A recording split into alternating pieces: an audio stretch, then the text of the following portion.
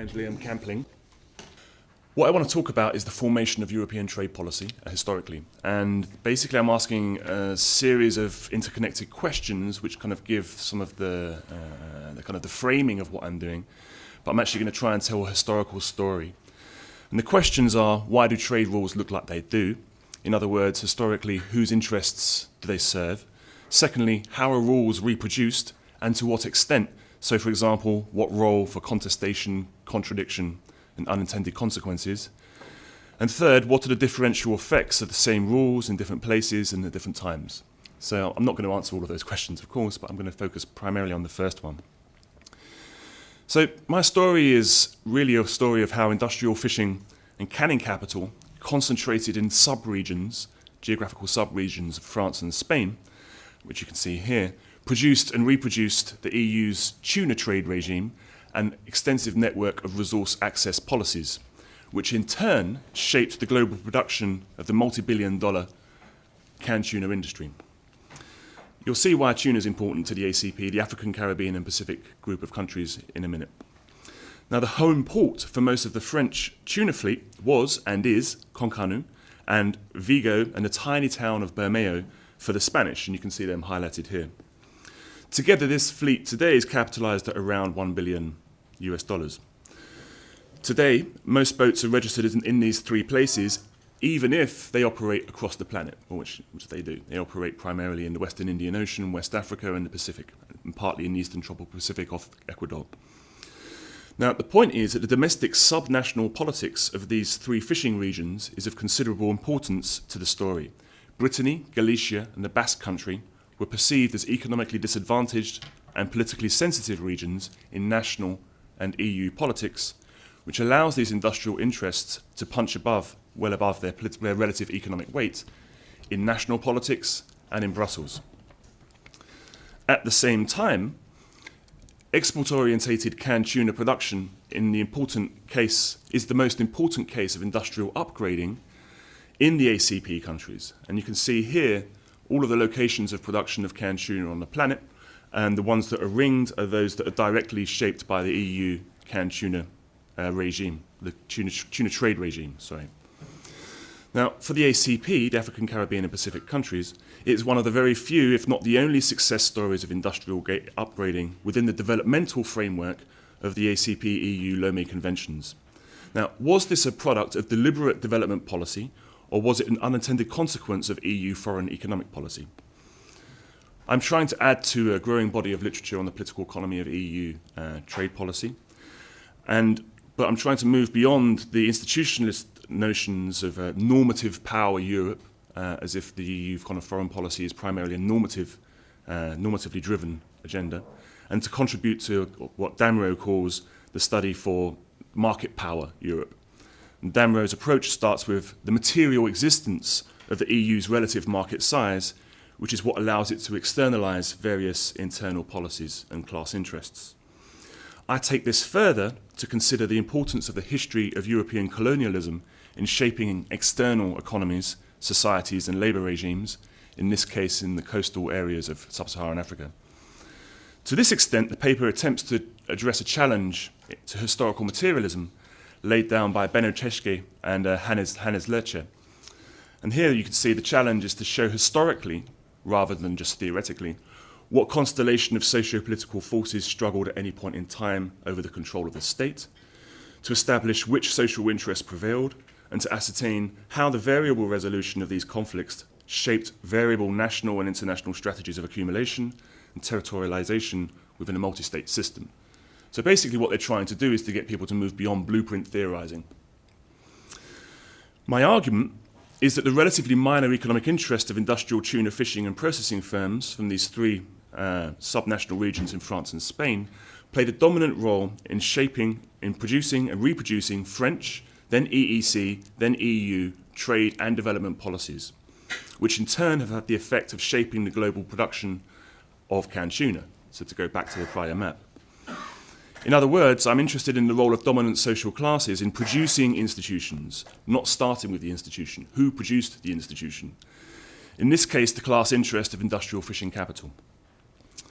So what I want to do now is trace through the historical emergence of this industry from the 1860s to the 1980s, and then fast forward to the 1990s and the 2000s to illustrate how the capitalist interests of this industry shaped the EU's contemporary trade regime. On top of that, I should add that I'm trying to also look at the socio-ecological dimensions. In other words, we're talking about as fish, and the fish, of course, is shaped by dynamics broader than human society. And I'm using the concept of the commodity frontier, which is drawn from a guy called Jason Moore, who I can talk about in the questions if you wish. So, the history. Now, between the 1860s and the 1930s, we saw the emergence of the French canned tuna industry, which originated from a canned sardine industry, which is, of course, of interest for people from Brunswick. The canned sardine industry in Canada, but also in France, was orientated to supply miners in the gold rushes of California and Australia in the 1850s. But then a kind of socio-ecological crisis of the stocks basically spurred raw material substitution towards the canning of tuna in France. And basically a huge fleet of sailing vessels was targeting tuna off the Atlantic coast, mainly in the Bay of Biscay, which you can see here. Now, in parallel, the Spanish fishing fleet experienced the boom period after the First World War and expanded into new commodity frontiers off the Canary Islands and Morocco, always seeking new, what I call, following Jason Moore, ecological surpluses. But by the 1930s, the Spanish Civil War saw a series of bankruptcies in the sector. At the end of the Civil War, the Francoist fascist regime identified fisheries as a major source of import substituting animal protein and provided low-cost, long-term credit facilities to develop the sector, although this was not successful until after the Second World War. So fast-forwarding to the 1950s, French and Spanish fishing firms created another new commodity frontier off the coast of French colonial Senegal, and you'll see why this is important in a second. Because of the failure of capital to synthesize the organic, in other words, the constraint of distance and organic durability, this required local processing plants. The fish couldn't survive until it got to Spain or France. So these local canneries in Senegal, you can see here in Dakar, initially accessed the French market through colonial trade regimes. Now, the commercial interests of the French canning firms in West Africa were then reflected in France's post-colonial tuna tariff regime under the Yaoundé 1 and 2 between 1963 and 75. Again, a clear example of institutional path dependency and colonial legacy. With the UK accession to the EEC in 1973, France's tuna trade preferences were extended to the entire ACP in the Lomé Conventions 1 through 4 between 1975 and 2000. Simultaneously during this period, the French and the Spanish created a new commodity frontier in the Western Indian Ocean. So to bring the question back to the socio-ecological kind of question, I just want to illustrate the expansion of global tuna fisheries. And you can see here in the 1970s, primarily the centre, at least the Europeans, was on the West Africa. This is catch of skipjack, which is in most canned tuna. And here you can see the emergence here in the Western Indian Ocean, and then expansion again, the intensification of the catch in the 1990s. So the point is that they were following the fish. And the trade regime also kind of reflected this. So to return to the trade regime, and this is the contemporary issue.